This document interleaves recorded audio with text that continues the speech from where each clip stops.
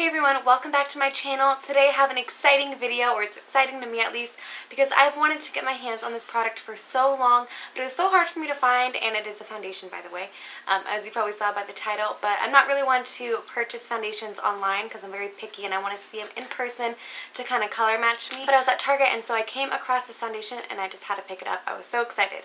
So this is the Boots number 7. This foundation in particular is the Beautifully Matte foundation. They have a couple different selections, so if you don't have oily skin, they do have like a lift and luminizing foundation, and then they have some age-defying foundations, just a bunch. And of course, since I'm oily, I picked up this one. First things first, I'm just going to go ahead and jump straight into the tutorial slash demo. That way you can kind of see what it looks like on the skin, see if you're kind of interested in it, and it'll help me to not ramble for 5 minutes beforehand as well. Oh, excuse you. Sorry. So let's just go ahead and roll into the demo, and then I'm going to break down the foundation for you and give you the facts.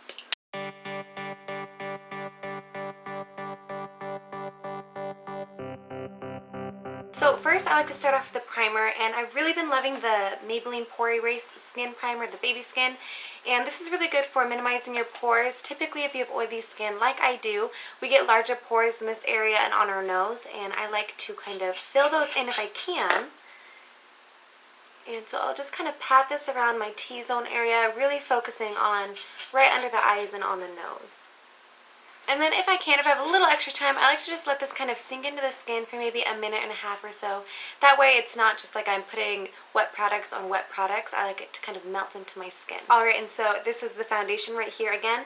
So I have mine in the shade Wheat. And yeah, it has a little pump on there. We're just going to do, I like to do maybe a pump and a half. And that should do everything. As you can see, it is very creamy. It's not very liquidy. It's going to just kind of stay still right there. And as you can see, it's also a little bit darker than my hand. The other shade that they had, one above this, was way too pink for me, so I didn't want to use that one. I'm going to be using the RC Cosmetics Flat Top Face Kabuki and putting a little on and just blending it into my skin.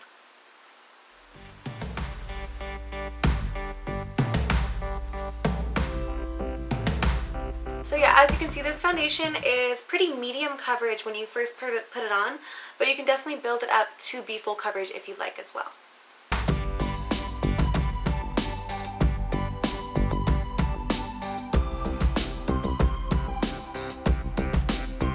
So on a typical day, this would be pretty good coverage for me just because I can also go in with concealer if I'd like.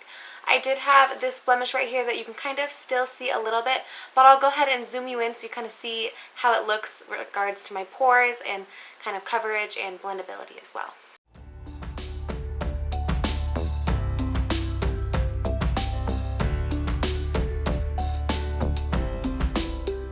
So next I'm going to go in with my Maybelline Instant Age Rewind Concealer. I use this concealer every day pretty much. It's amazing. I'm just going to put this kind of in a triangle shape under my eyes. And then, well, hello.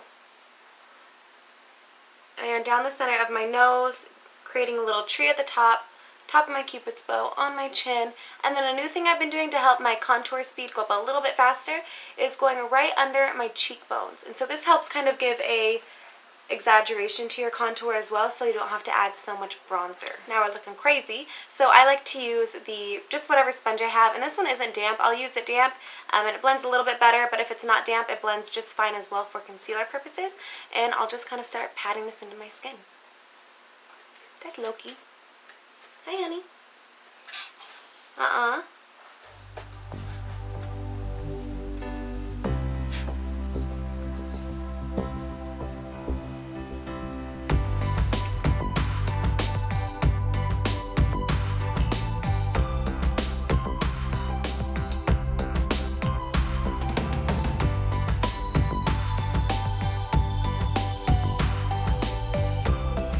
So this is how we're looking with concealer, and you're going to notice a lot of shine on my face still.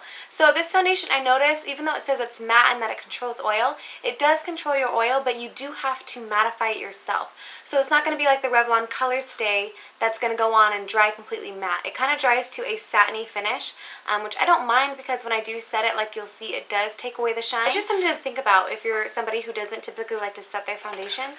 If you have oily skin, you're definitely going to want to set this one. So I'm going to be using the Rimmel Stay Matte Pressed Powder in the translucent shade and just kind of patting this on my skin.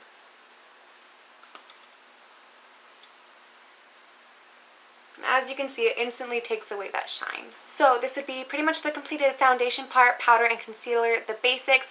I'm going to go ahead and just fast forward through the rest of me doing my bronzer / contour and a little bit of blush as well.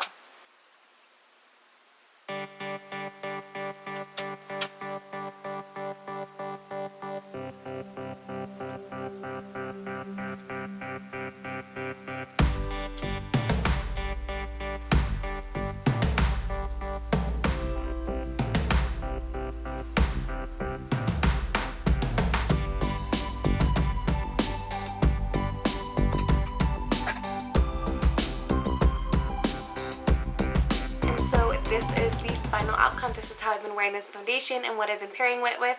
And I'll kind of zoom you in again as well so you can kind of see everything.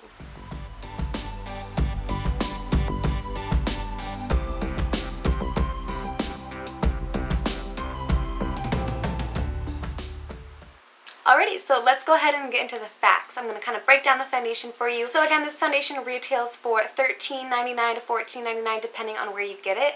This is the actual packaging that you will see in the stores. I like it. It's very sleek. It's like a metallic-y silver with white font and just gives you all the information. Pretty typical.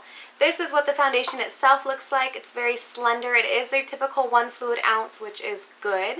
It has a nice little, it is plastic too if you're wondering, and then of course it does have a pump. This foundation comes in 14 different shades. I do think that the foundation selection could be a little bit better, a little bit bigger. I typically like when foundations have maybe 20 shades. I feel like that helps really to cater to everybody's undertones and just preferences in foundations as well. My foundation in particular is in the shade Wheat. This is the 4th from the deepest shade, and in terms of MAC, I'm like an NC30, NC35. So it doesn't have too many claims, which I typically like when foundations don't claim 100 different things, just because I feel like it means that they really focus on what they're claiming. The main focus of this foundation, of course, is to control the oil. It actually controls oil for 14 hours, it says. I have not worn it for 14 hours, but I worn this to work multiple times, and I work in a very fast-paced environment to where I am working up a sweat a lot, and they typically last about like 6 to 8 hours, and my shifts, that is. And this foundation looked good. It impressed me, definitely. I got home, and to see my bronzer and my blush intact makes me really happy.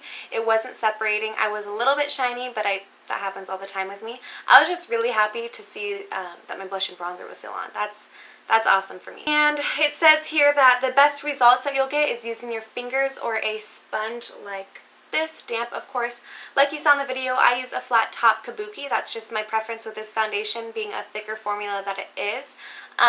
It reminds me of the Kat Von D foundation, that formula. It's like that thickness but a little bit lighter.